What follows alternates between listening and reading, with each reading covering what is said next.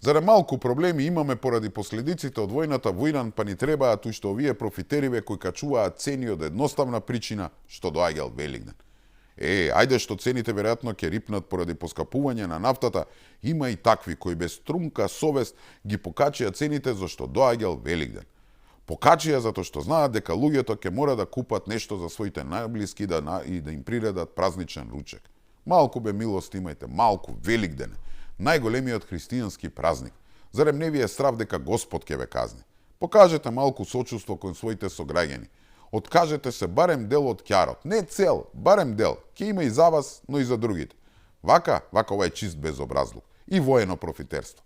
Не дека нема притисок за покачување на цените, но тоа дека баш до толку и тоа сега пред Великден нема шанси. Што, сега се засадени пиперките, младиот кромит, компирот, зелената салата, сега е родено пораснало и заклано јагнето, прасето, да не правиме муавет за други производи. Ама ако, нека ви служи на чест. Господ ве гледа. А сакале тоа да го признаете или не, засега Македонија релативно добро се справува со кризата. Како што може да видите и сами да се уверите, редици по пумпи нема. Дизелна има на секое. Некаде горивото е поевтино за 3 денари, некаде за 4. Далеко од тоа дека цветаат рози. Ама ајде само споредете со една Хрватска, Словенија, Босна или Србија. Дури станавме дестинација за нафтен туризам. Да не ви се верува.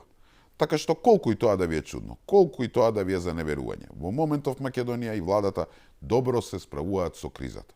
А чудно ви е зашто не сте навикнати. Ние сме си навикнати на хаос.